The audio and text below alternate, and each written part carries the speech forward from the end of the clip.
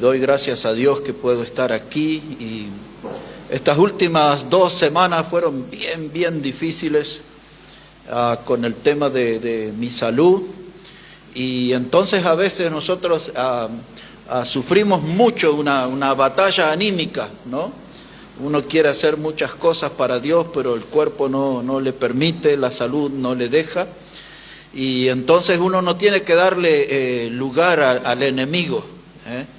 El diablo muchas veces busca desalentarnos, deprimirnos, y entonces de ahí vienen algunos de los últimos mensajes que compartí con ustedes, y son cosas que uno va viviendo y que ustedes se van enterando que a través de los mensajes cómo uno se va animando para mantenerse de pie.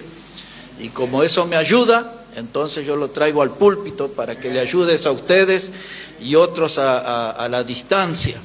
Y entonces cuando uno se siente que ya no va a poder hacer más cosas, que las fuerzas físicas no le van a permitir, entonces aparece el mensaje como el sábado anterior, que se titulaba Yo seré ese hombre, ¿eh?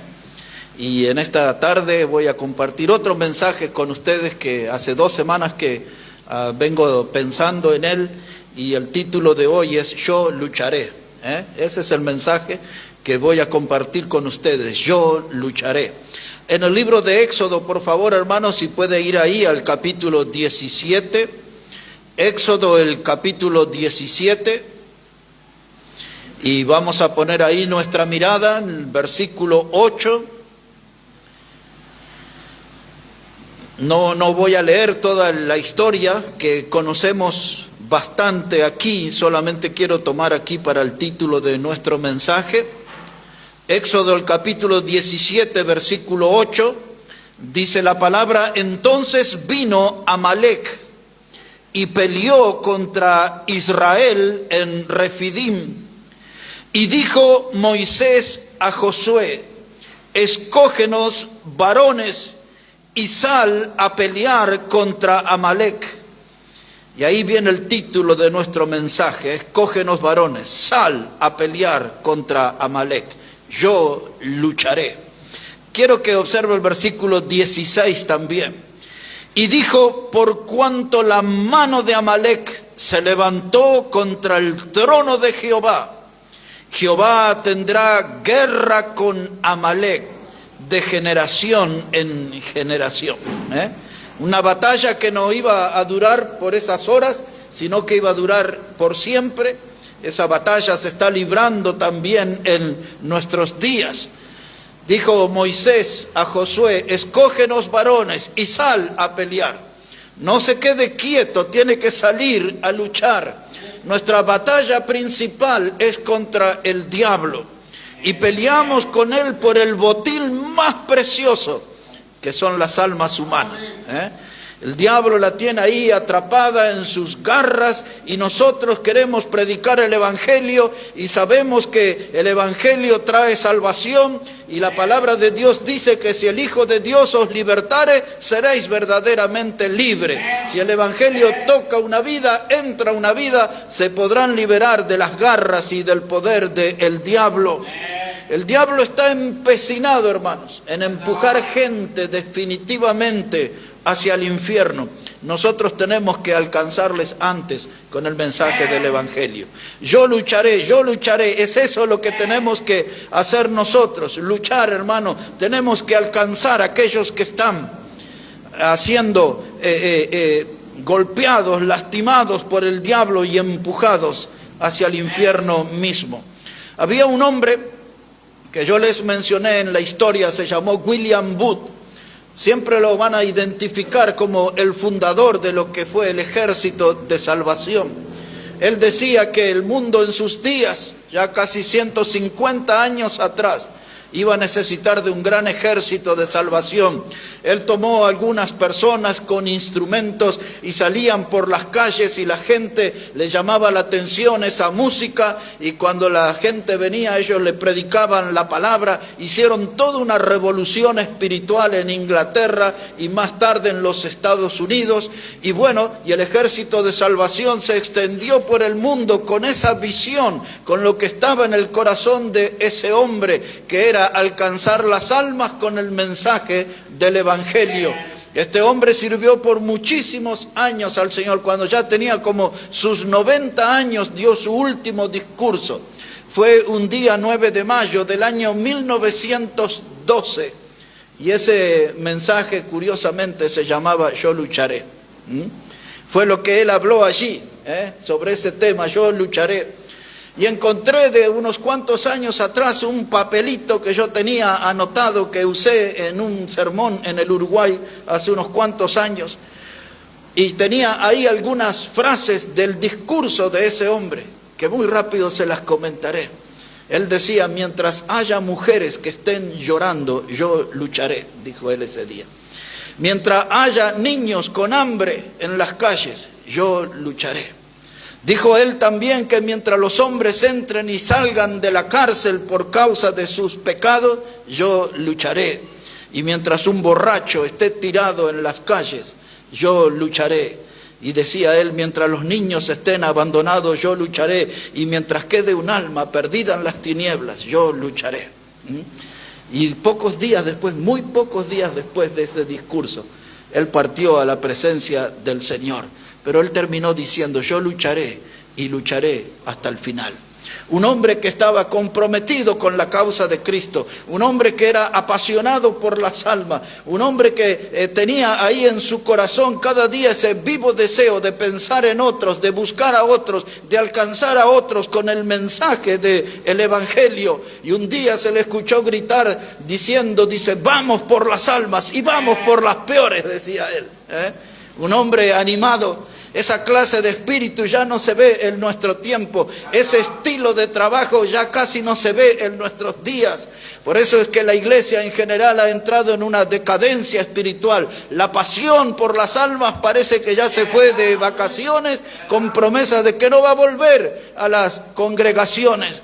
Pero ese hombre, hermano, cuando predicaba la palabra, las ciudades eran sacudidas por el poder del Evangelio.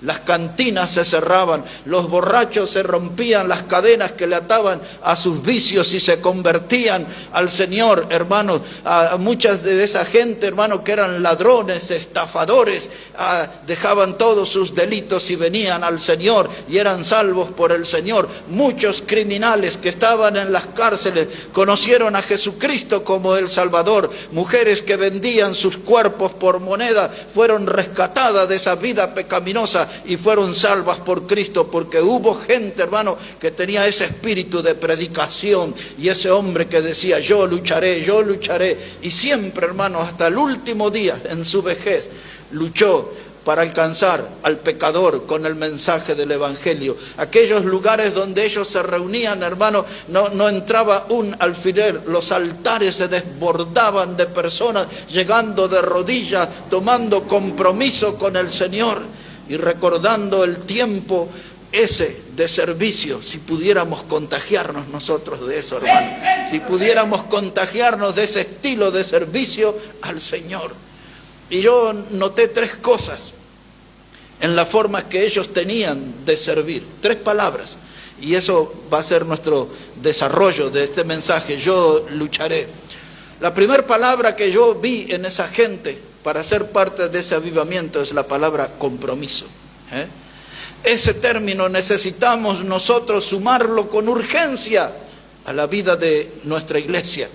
La palabra compromiso, hermano, tiene que ver con una obligación contraída.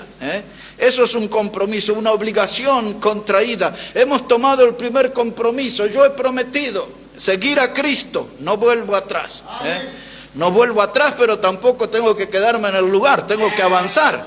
tengo que ir hacia adelante. El primer paso, que es importante, ya lo dimos. Hemos decidido seguir a Cristo, pero debemos hacerlo con compromiso, con una obligación contraída con el Señor, no con una institución humana, no con un grupo de líderes humanos. El compromiso es con Dios y debemos tomarlo a solas con Dios. Un compromiso de nuestro corazón, hermano, y tenemos que cumplir con lo prometido. No solo comprometernos, sino que hay que cumplir con lo prometido a Dios, hermanos. Y entonces, todos nosotros recordamos cuando Pablo le escribió a los romanos, y él les hablaba, hermano, que lo que requiere es diligencia, no perezosos, sino fervientes en espíritu, sirviendo siempre al Señor. Amén. No perezosos, sino fervientes en espíritu, amén, sirviendo siempre al Señor. Eso es Romanos 12:11. Ese debe ser el punto donde hay que aterrizar con nuestra alma, fervientes en espíritu, sirviendo siempre al Señor, no con una vida apagada, sino con una vida, hermano, con buen ánimo, con entusiasmo, con buena decisión, con buena dedicación de servir a nuestro Salvador, que realmente de nuestra alma pueda salir esa expresión: yo lucharé por la causa de Cristo, yo lucharé para que el Evangelio llegue a lugares que nunca llegó, yo lucharé para alcanzar mi vecindario, yo lucharé para alcanzar a mi familia. Pero no solo proponerse, hay que llevar, hermano, nuestra vida de servicio a ese campo de batalla. Moisés dijo a Josué: escógenos varones que salgan a pelear. No se quedaban ahí en la intención, fueron al campo de batalla. Y si usted sigue leyendo ese relato del capítulo 17, no toda la batalla le fue favorable. Había momentos que los amalecitas estaban venciendo al ejército de Josué, y Moisés levantaba las manos, y entonces Josué y su ejército pasaban a la victoria. Y luego las manos de Moisés se cansaban y eran los amalecitas los que ganaban, y era unir y vuelta. Y eso mucho en nuestra vida.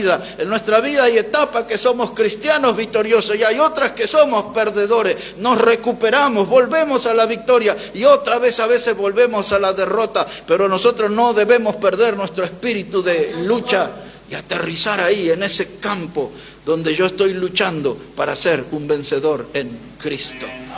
No es fácil.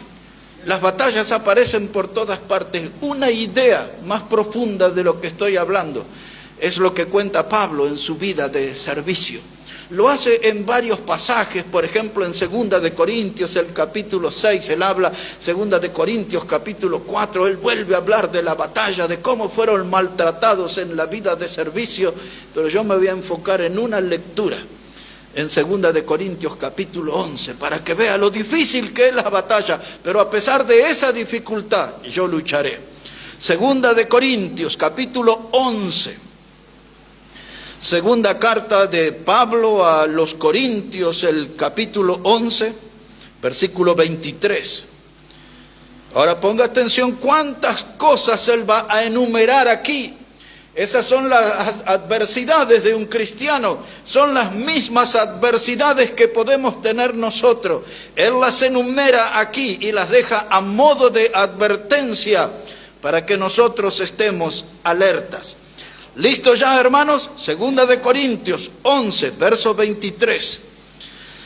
Comienza con esta pregunta: ¿son ministros de Cristo? Como si estuviera loco hablo. Yo más, dice él, en trabajos más abundantes, en azotes sin números, en cárceles más, en peligros de muertes muchas veces. De los judíos 5 veces he recibido 40 azotes menos 1.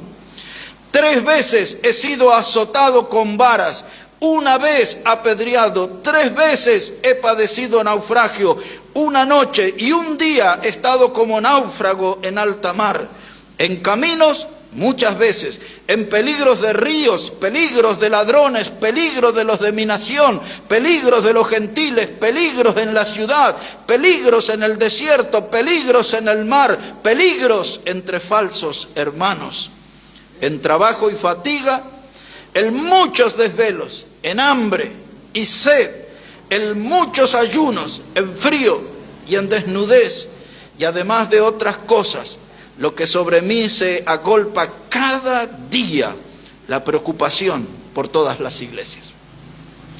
Y este hombre, nosotros ya sabemos que hasta el último día de su vida, él escribió aquellas palabras: he peleado la buena batalla, he acabado la carrera y he guardado la fe.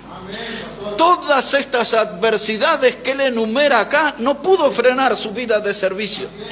Todas estas adversidades no pudieron enfriar su pasión, su compromiso. Esa era la palabra que lo unía al Señor. Esa era la palabra que él quería honrar, que él quería cumplir. Él quería servirle al Señor. Él quería terminar la carrera con una fe intacta. Y dice, pero todo esto tengo que pasar. Y lo logró. Y sirvió al Señor.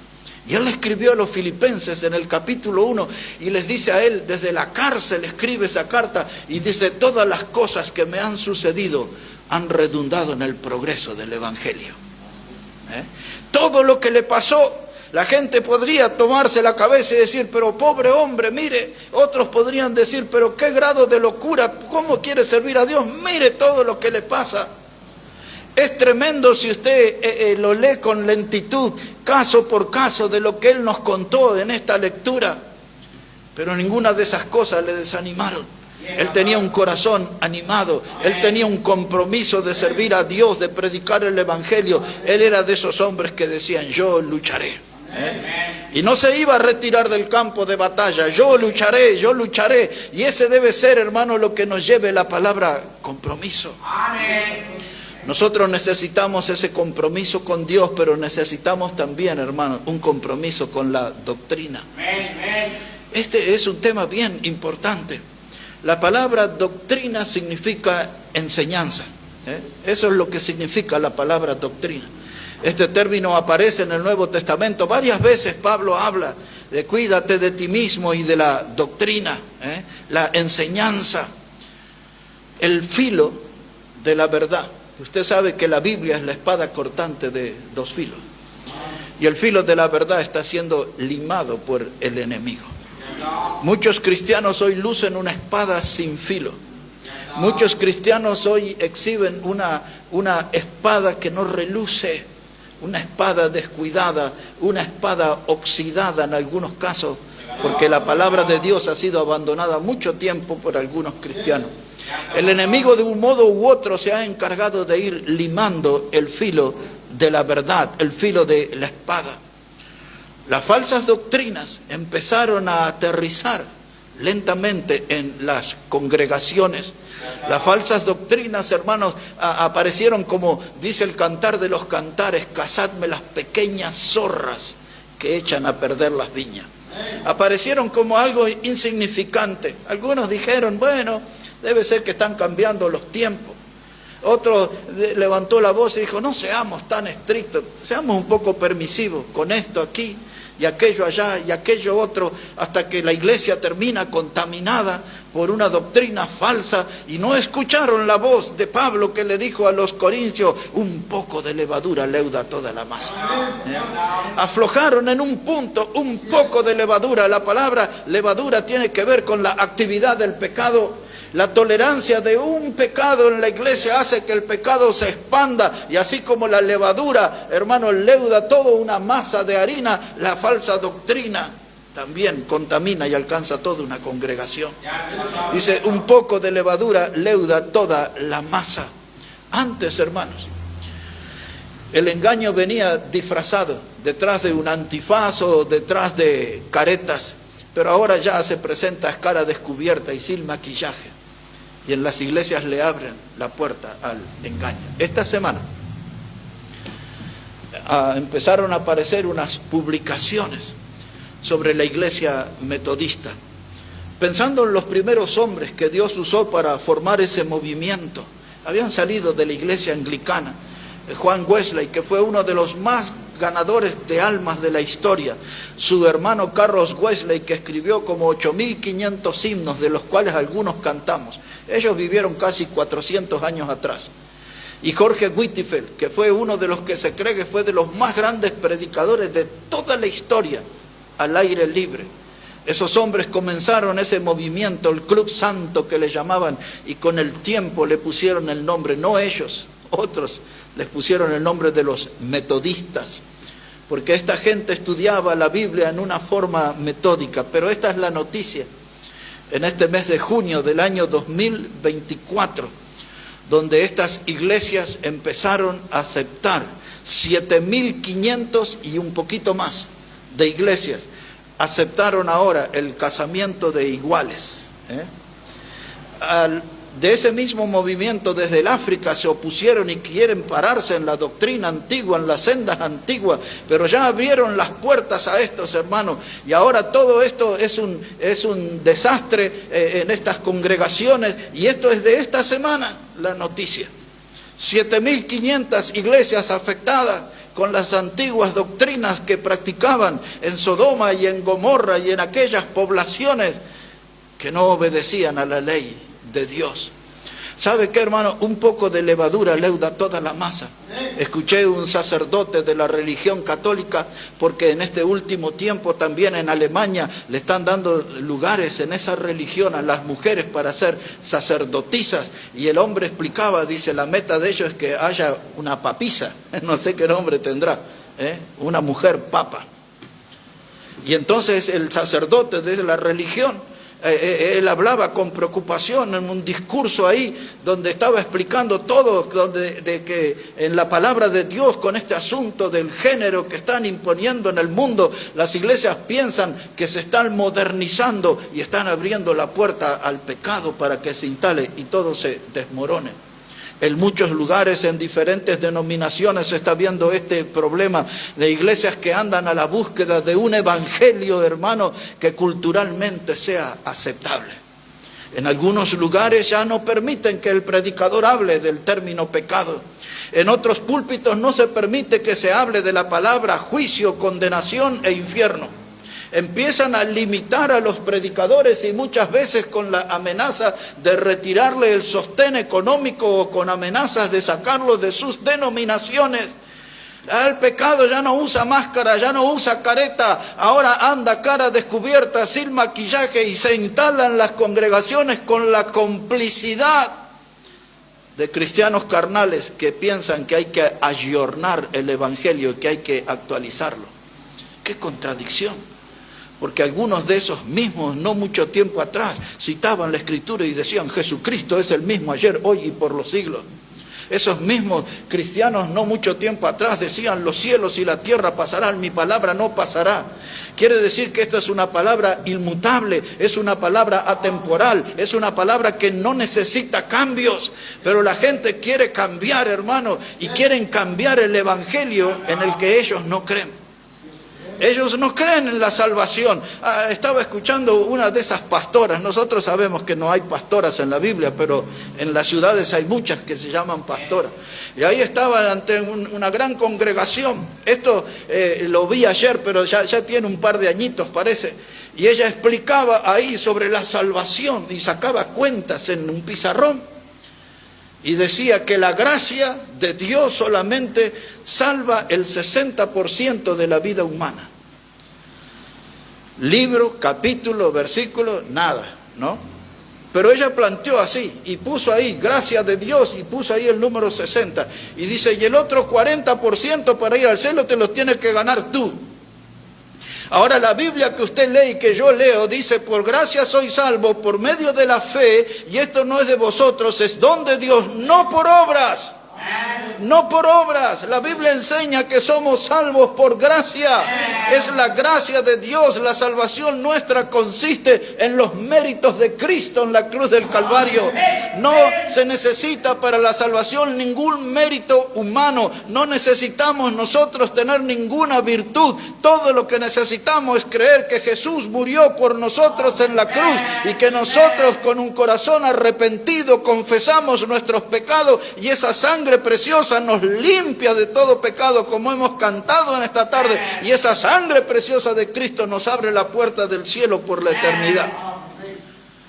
Hermanos, no hay mérito nuestro, pero esta mujer ahí tenía al auditorio cautivado sacando cuentas, y escribía con la mano izquierda, no puedo olvidar ese detalle.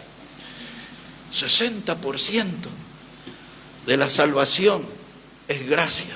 ¿De qué versículo saldrá eso? Tremendo, hermano. Y la gente cree, y la gente le tiene como iluminados de nuestra época. Un poco de levadura leuda toda la masa. Y esa enseñanza es para nosotros, porque si un día nos distraemos, el diablo entrará con sus doctrinas falsas y nos afectará y nos contaminará y nos enfermará y nos herirá de muerte espiritualmente aquí. Por eso el Señor Jesús decía en el Evangelio de Mateo capítulo 13, dice, cuando los hombres durmieron, vino el enemigo y sembró cizaña. Una iglesia que se duerme es abrirle las puertas que el diablo venga y siembre su cizaña. Así que mire, hermano, esta gente están dándole paso a una cultura mundana. El mundo en la iglesia. ¿Quiere que le cuente qué vi en esta semana? Un grupo de físico-culturistas, de esa gente de mucha musculatura. Yo no sé si usted ha visto, pero de todas formas, si nunca lo vio, no lo intente ver. Pero usan unas mallas minúsculas, ¿no? Y tienen unos brazos enormes y sacan y hacen sus movimientos. Y todo eso en el lugar donde se tenía que predicar la palabra en la iglesia, estaba lleno de esos hombres musculosos, desnudos completamente casi, solamente cubiertos por una mallita y exhibiendo sus músculos y todos ahí. Y la gente feliz en ese lugar. Qué cosa tremenda, hermano. Y ahora, ya había visto a uno que yo conté tiempo atrás, que daba una patada santa. Traía a la gente al altar y con el pie así les pegaba en la frente, hermano, y caía la gente. Pero ahora vi uno como Bruce Lee, Una de los que conocen de Bruce Lee, el que hacía las artes marciales, el arma preferida de él se llamaba nunchaku, que eran como dos hierros con una cadena al medio, ¿no? O dos maderas con una cadena al medio. Y ahora andaba un pastor con el nunchaku ahí y la gente lo festejaba y él haciendo los movimientos de Bruce Lee. Para alguno que no estuvo, esa vez que prediqué de eso, había uno que aparecía del Chapulín Colorado y cosas así. Y todo lo que es el mundo lo traen a la iglesia y contaminan a la iglesia, y se necesita de hombres y mujeres que se paren firme a favor de la doctrina y que digan, yo lucharé por una doctrina sana, yo lucharé para que la palabra de Dios siga adelante, yo lucharé para que la palabra de Dios no sea manchada, no sea pisoteada. Se necesita tener esa actitud, yo lucharé, y también lucharé para no dejarme afectar por la mundanalidad y la doctrina de los mundanos. Tengo que ser, hermano, del estilo de Daniel, como en su libro, el capítulo 1, verso 8, decía Daniel que él propuso en su corazón no contaminarse con la comida del rey. Y eso es lo que tenemos que decidir nosotros, no contaminarnos en nuestro corazón con las nuevas propuestas del diablo, con las modernidades que el diablo quiere introducir en la iglesia. Cuando miro, hermanos, esa gente que antes dio su vida, muchos fueron llevados a la hoguera.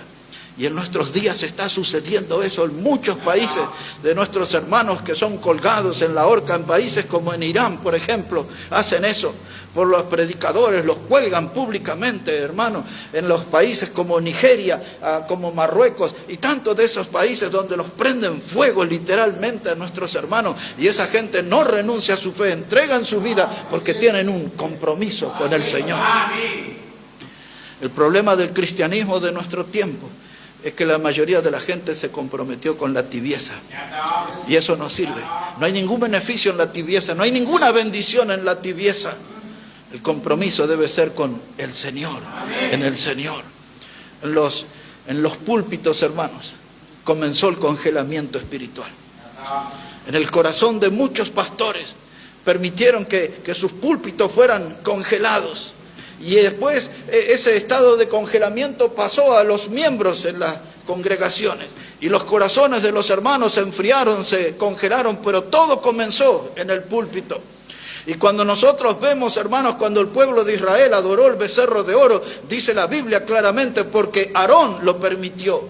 Moisés estaba con Josué en el monte esperando a los mandamientos del Señor, pero el líder principal allí era Aarón. Y después él puso como excusa, bueno, es que los hermanos dijeron, hagámonos dioses, y ellos se empezaron a creer que ese becerro era el Dios que los sacó de Egipto, y ofendieron a Dios grandemente. Y cuando Moisés lo interrogó a su hermano Aarón, dice, y bueno, ellos lo pidieron, y dice la Biblia, y Aarón lo permitió.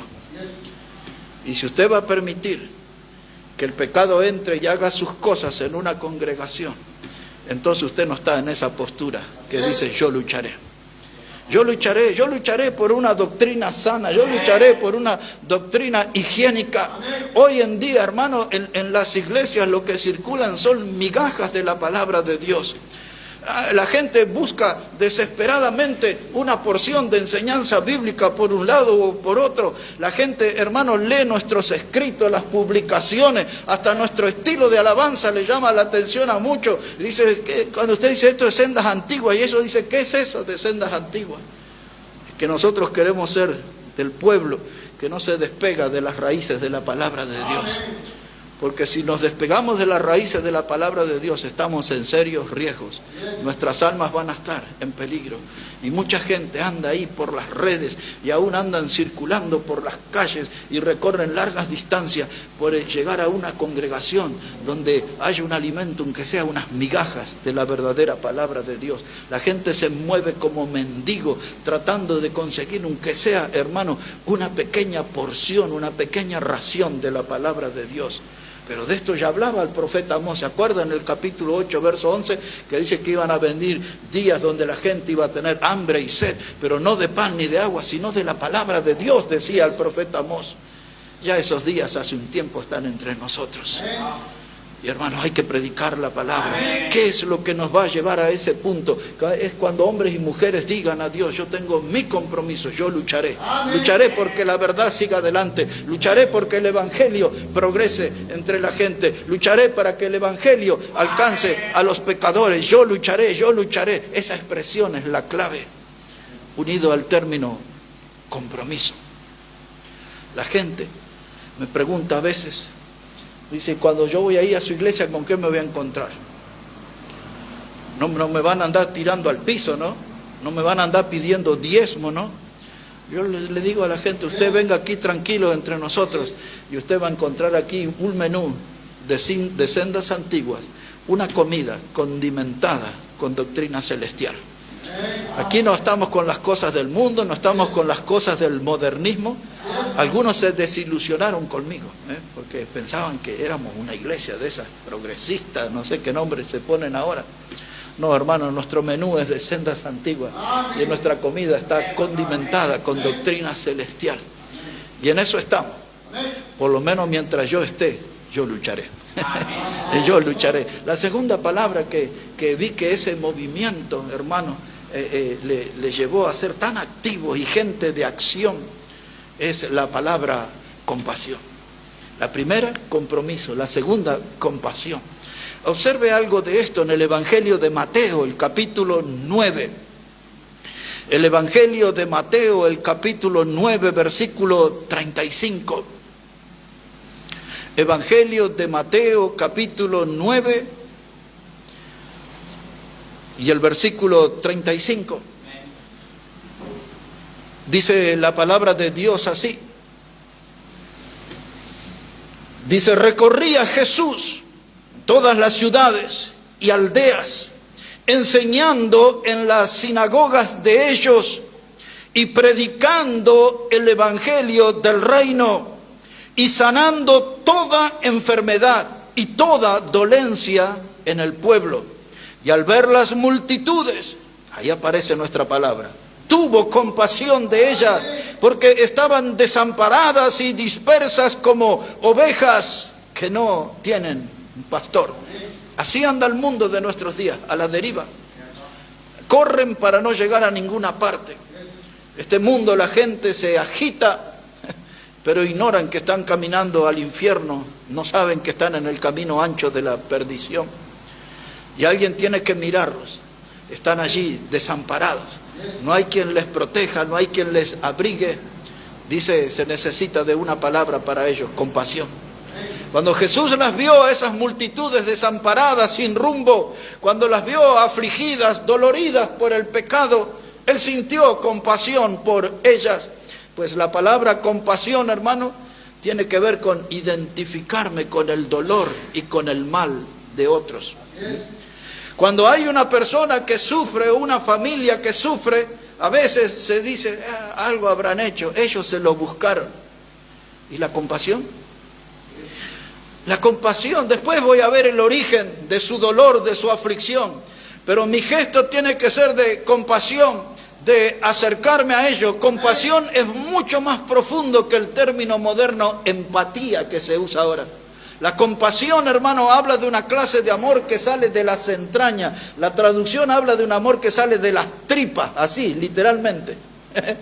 De las entrañas, de lo más profundo. La compasión es aquel acto que me moviliza para aliviar el dolor o para aportar la solución a la necesidad de mi prójimo. Pero hoy la iglesia de nuestros días ya no se ve esa palabra compasión. Cada uno se preocupa por sí mismo, cada uno vive su propia vida. No tienen ojos para mirar las necesidades de los otros. Entonces la iglesia se va muriendo afectada en el egoísmo. La palabra compasión, hermano, tiene que ver con sentir ternura por aquel que cayó. No es que se cayó en el pecado y ahí está sufriendo y dice, te lo buscaste. O quizás alguien le dice, te lo advertí. Eso no es compasión. Compasión es ponerme a su lado. Esa palabra aparece, ahora lo estamos recordando, cuando el samaritano, ¿recuerdan? Que estaba el hombre malherido, tirado al costado del camino, y pasó el levita que representaba la religión y siguió de largo. Y pasó allí el sacerdote y pasó de largo. Pero vino el samaritano, dice, y tuvo compasión del que estaba lastimado. Vino, vendó las heridas, puso aceite y le subió a la cabalgadura y le llevó al mesón. Ahí está el cuadro de compasión. Eso es compasión. Y la gente hoy, hermano, está destruida, familias destrozadas, todo está despedazado, porque el pecado no perdona, hermano. Donde el pecado pasa, causa destrozos. El pecado es como un diluvio destructor. Si se metió en una familia, si se metió en una iglesia, si se metió en la nación, el pecado todo lo va a destruir. Todo lo va a destruir. Uno de los términos que más se usa desde hace largos años aquí, en este país, es la palabra corrupción. Y ustedes lo han oído, y muchas veces esa palabra la limitan al ámbito de los políticos, y hasta ustedes mismos han oído, todos los políticos son corruptos, pero hay que mirar más, porque también hay otros ámbitos donde la corrupción entró. En muchos años, en la educación entró la corrupción, aún en las iglesias entró la corrupción. No es algo, hermano, que es un problema de los políticos, pero esa palabra, hermano, expresa de que algo está contaminado, algo está podrido, algo huele mal. Y eso, hermano, hay que contrarrestarlo con compasión. Hay que sentarse con esa gente. Y sabemos que el Evangelio es salvador y el Evangelio es purificador. El Evangelio que ustedes y yo conocemos, compasión, hermano, es el deseo de actuar para evitar sufrimientos de otros. En otras palabras, no deje que se golpeen la cabeza contra la pared. Si puede hacer algo, si el pozo está ahí adelante, adviértale, cuidado, ahí hay peligro en eso. Ahí está. Eso es compasión también, el deseo de actuar para evitar sufrimientos. Sufrir juntos con otros. Ponerme a la par de aquel que está en sufrimiento. Es la acción, hermano, de reducir, de eliminar el sufrimiento. La gente esa del Ejército de Salvación, los de antes, los de ese tiempo, esa gente salió a aliviar los dolores de aquella sociedad afectada por los vicios y por toda clase de pecados. Y salían con su música, y salían con su Biblia, y predicaban la palabra, y decía a su líder, yo lucharé, por esas mujeres que lloraban, por esos niños con hambre, por esos niños abandonados, por los borrachos tirados en las calles, por los presos que entraban y salían de la cárcel. Dice, yo lucharé por eso. Y lucharé hasta el final. Con esos ejemplos de la historia y estos textos de la Biblia he tratado de alentar mi alma en estos últimos días y de no bajar mi consigna, que es esta misma, yo lucharé. Lucharé con compromiso, lucharé con compasión, pero también voy a luchar por una palabra que hablé el domingo anterior, que es la palabra cooperación o cooperar. Para los que no estuvieron el domingo, volvemos a la tercera carta de Juan y vamos a encontrarnos con ese término otra vez. La palabra cooperar. Tercera carta de Juan. Antes de Apocalipsis está la carta de Judas y antes de Judas está la tercera carta de Juan. Y una vez que llegue ahí, no se preocupe por el capítulo, solamente por el versículo, que es el 5. Entonces la tercera carta de Juan. Y versículo 5. Dice la palabra de Dios: amado, fielmente te conduces. Le estaba escribiendo un hombre que se llamaba Gallo, y le dice: fielmente te conduces cuando prestas algún servicio a los hermanos, especialmente a los desconocidos, los cuales han dado ante la iglesia testimonio de tu amor.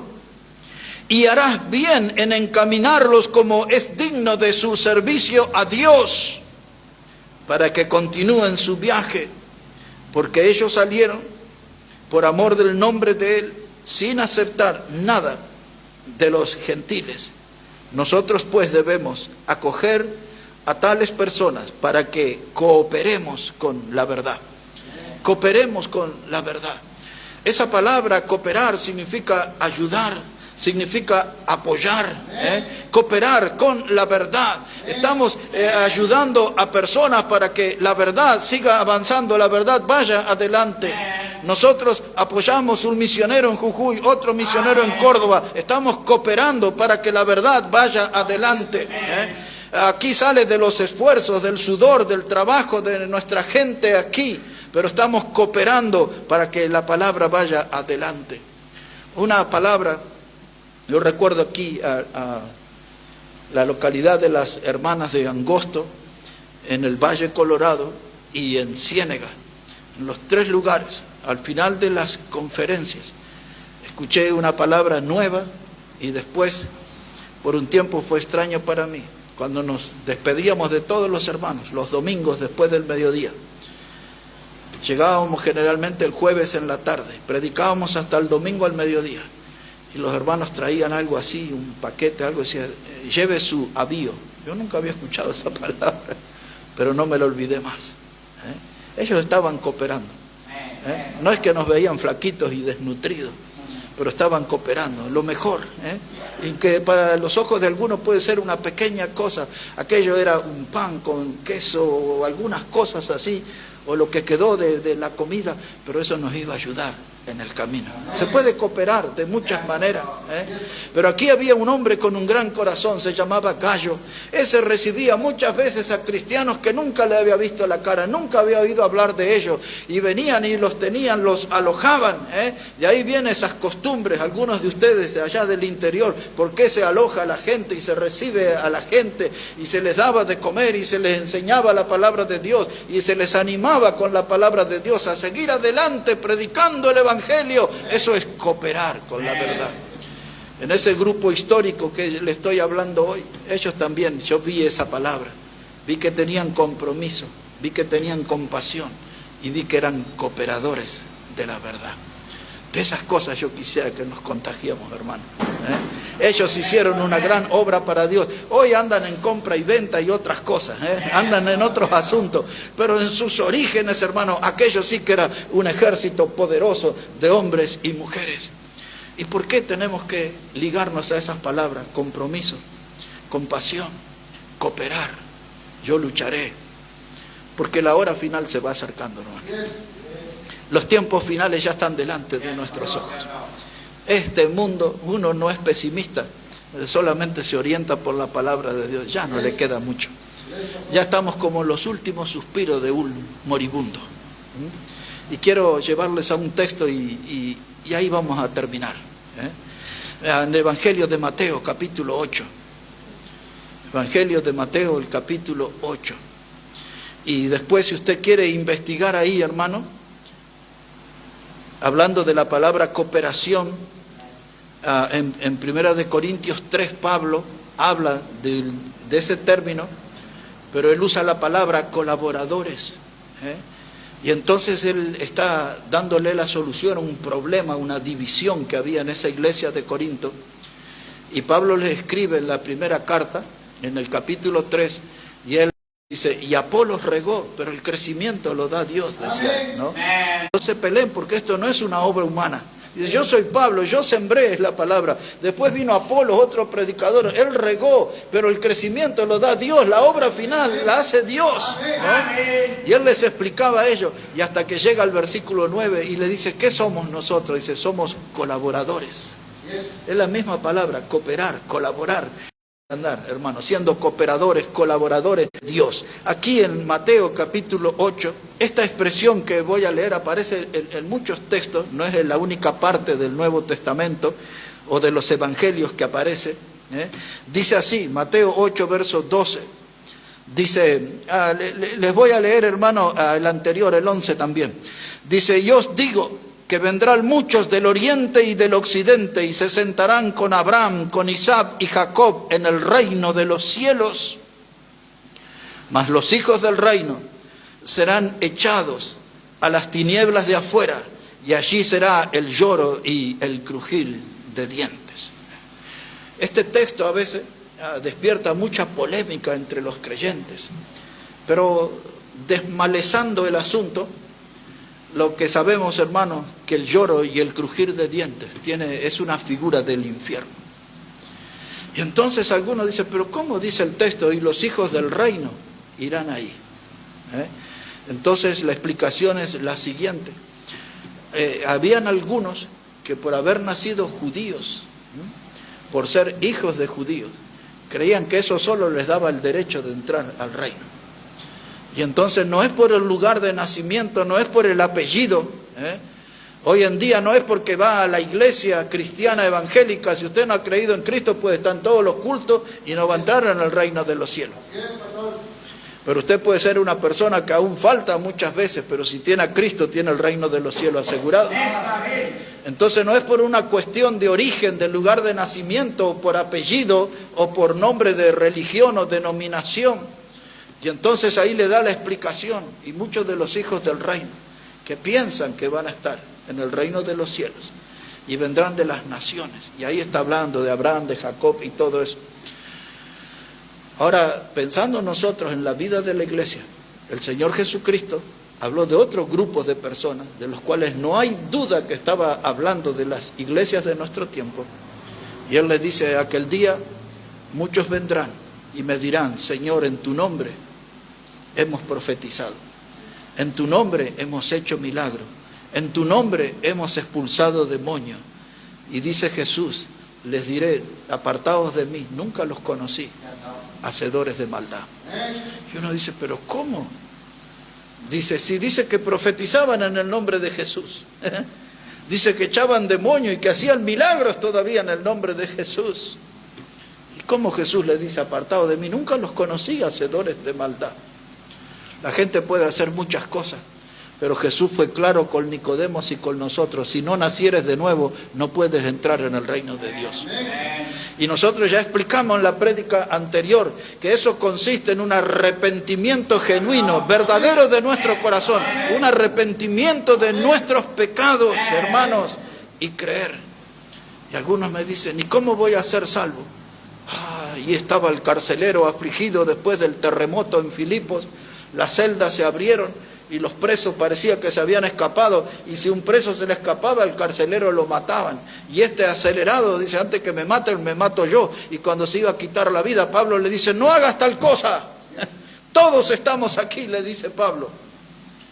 Y yo imagino, la Biblia nos lo dice, imagino a ese hombre con la espada ahí ya tocando su panza y su rostro pálido, despidiéndose de esta vida. Y con un hilo de voz le dice, ¿y qué debo hacer para ser salvo? Y Pablo le dijo, cree en el Señor Jesucristo y serás salvo tú y tu casa. Amén. Y la gente me dice, no hay que hacer milagros, no, para ir al cielo tienes que creer en el Señor Jesucristo. Amén. Decía el texto que cité el domingo pasado de Marcos 1, 14 y 15. Primero Juan el Bautista habló, el reino de los cielos está entre nosotros. Y después Jesús es el que dice en el versículo 15, dice, arrepentíos y creed en el Evangelio. Amén. Hechos 3, 19 habla, dice que hay que arrepentirse y bautizarse. Amén. Y vendrán del cielo tiempo de refrigerio. Amén. Arrepentirse, creer, bautizarse. Ahí está. Todos aquí deben repasar bien su vida y estar seguros que se han arrepentido de sus pecados y que han creído en Jesucristo como el Salvador, porque eso es lo único que les va a llevar al cielo. Lo que les va a asegurar el cielo es tener a Jesucristo como el Salvador. Mis hermanos, la hora final se viene acercando. Dice, y algunos serán tirados a las tinieblas de afuera. Otra vez, una de las figuras que usa la Biblia del infierno. En este contexto se acostumbraban a hacer fiestas en las casas, ¿no? Y entonces se las iluminaban, lámparas por todos lados. Y los que no tenían acceso a esas fiestas, esos eran los que sufrían en las tinieblas de afuera, en la oscuridad. Esa es la figura que se aplica aquí. Cuando nosotros vamos al Evangelio de Lucas capítulo 14, del verso 14 en adelante, ¿se acuerdan de aquel señor que llamó a la gente a la fiesta? Y salieron sus siervos por los caminos a buscar, y después vinieron y habían algunos que tenían excusas. ¿Se acuerdan de ese? Y uno decía, sí, yo iría, pero compré ahí unos bueyes, y otro dice, no, yo recién me casé, no puedo ir. Tengo una hacienda, no puedo ir. Y vinieron y dice, vayan por los caminos y vayan por las plazas y por los vallados y que se llene mi casa, decía. Y después les terminó diciendo aquella frase, fuérzalos a entrar. Vamos, vayan, fuércenlos a entrar, que vengan a la fiesta, que vengan, hermanos, a la fiesta de la salvación, de la salvación eterna, la alegría de la salvación eterna, pero muchos prefieren las tinieblas y el lloro y el crujir de dientes. Y de paso, para los que piensan que los que sufren en el infierno es algo espiritual, yo no conozco ningún espíritu con diente. No sé si por su barrio anda algún espíritu con diente. Pero dice, será el lloro y el crujir de dientes. Personas en carne y hueso, sufriendo en el fuego eterno, tinieblas eternas, distintos nombres, distintas figuras que le da la Biblia, y aún hasta el lago de fuego y azufre. El tiempo de la separación se acerca. Y usted ya recuerda que la Biblia habla cada cosa en su contexto. Pero un día se iba a separar la paja del trigo. No eran la misma cosa. Un día iban a estar los del camino ancho de la perdición y el camino angosto de la salvación eterna. El Señor dice que iban a venir las naciones delante de Él y separaría las ovejas de los cabritos. Dice el Señor, las tinieblas de afuera. Y Colosenses capítulo 1 dice, para que nosotros vengamos para la herencia de los santos en luz, que Cristo nos sacó de las tinieblas y nos trajo a la luz admirable de su Hijo. Es lo que Dios hizo. Una cosa y otra cosa. Y la Biblia habla de cielo. Y los predicadores tienen que saber bien eso. Todos los predicadores saben eso. Pero a algunos le entró una amnesia y ya no hablan del infierno. Porque la Biblia también habla del infierno. La paja y el trigo, el camino ancho y el camino angosto, la luz y las tinieblas. Decía Pablo, Cristo o Belial. ¿Es una cosa o es la otra? Tenemos que estar bien seguros dónde estamos parados. Yo espero que todos aquí estén en Cristo, seguros de su salvación, seguros que sus pecados han sido lavados, perdonados, seguros de que su alma ha sido salva por la obra de Cristo en la cruz. Hermano, estas cosas van a afectar nuestra eternidad. Yo quiero estar en el lugar de la luz abundante. Cristo es luz. Él dijo que Él era la luz del mundo y Él nos mandó a nosotros a ser luz. Ese infierno es real. Fuego que nunca se apaga, gusano que nunca muere. Lo triste del infierno, que mucha gente va a seguir entrando. Dice el libro de los Proverbios, dice que el Abadón y el Seol nunca se sacian. Así, todo lo que dice ese texto, el Abadón y el Seol nunca se sacian. Hablando del hambre continua del infierno, devorando gente. Dice Isaías 5:14, el Seol ensanchó su boca. Cada día más gente está cayendo en el infierno. Dice, el Seol ensanchó su boca. Y hermanos, muchos de los que llegaron ahí y de los que llegarán son vidas jóvenes. Y llegarán quizás en sus cabezas con las lágrimas de su madre, que oró por ellos, que clamó por ellos. Nunca la escucharon. Nunca le acompañaron a la reunión para escuchar el mensaje de salvación, el mensaje del Evangelio. Esas madres que en secreto lloraron, esas lágrimas tocarán la cabeza de los que van entrando, desfilando al infierno. Muchos de los que van allí al infierno van a ser acompañados por los ruegos de un padre que pidió por la salvación de ese hijo. Pero ese hijo nunca quiso creer. Un abuelo que clamó por la salvación de ese nieto y nunca quiso creer. Y el desfile parece que no tiene fin. La gente día a día se está yendo a ese lugar y ese día se va acercando. Y frente a esa realidad, hermano, debe salir un grito de nuestra alma: yo lucharé. Yo lucharé por esa gente que aún no conoce a Cristo. Yo voy a hacer algo. Yo voy a dejar la comodidad de la butaca del asiento que ocupo en las reuniones. Yo dejaré la comodidad de mis actividades. Yo lucharé. Voy a hacer algo por eso. Porque un día alguien hizo algo por mí y me predicó de Cristo. Un día alguien se importó por mi vida, le interesó mi vida y me acercó el mensaje del Evangelio. Me invitó a una reunión donde me predicaron, donde la gracia de Dios se derramó y fui salvo. Al día alguien, hermano, puso la mirada en mí. Y lo que yo estoy diciendo es: yo lucharé. Si pudiéramos contagiarnos, hermanos, del espíritu de esa gente del pasado, de ese espíritu de trabajo, de lucha. Ellos sí sabían lo que era pelear mano a mano contra el diablo por el botín más precioso, que son las almas humanas. Recuerden, antes que el diablo les dé el empujón definitivo a las llamas del infierno, hagamos todo por alcanzarlos con el mensaje salvador del Evangelio. Se necesitan hombres y mujeres con compromiso, con compasión, cooperadores del Evangelio, hombres y mujeres que de corazón digan: yo lucharé, yo lucharé, yo lucharé. Oremos al Señor. Padre, gracias te damos en esta hora por tu palabra. Y gracias por el ejemplo de esos hombres y mujeres del pasado. Gracias porque esos sembraron tu palabra con lágrimas y alcanzaron a su generación de pecadores con el precioso mensaje del Evangelio. Que todo no quede en una enseñanza simple para nuestras vidas, sino que podamos agarrar como congregación, como iglesia local, ese espíritu y esa actitud y salir adelante enfrentando al enemigo. Yo lucharé por ese botín precioso que son las almas y no descansaré hasta ganarlas, guiarlas a los pies del Salvador Jesucristo. Ayúdanos, Padre, en esa misión. Oramos en el precioso nombre del Señor Jesucristo. Amén y amén. Si nos ponemos de pie, hermano, por favor, y vamos ahora a cantar al Señor, y hermano Josué nos va a estar dirigiendo.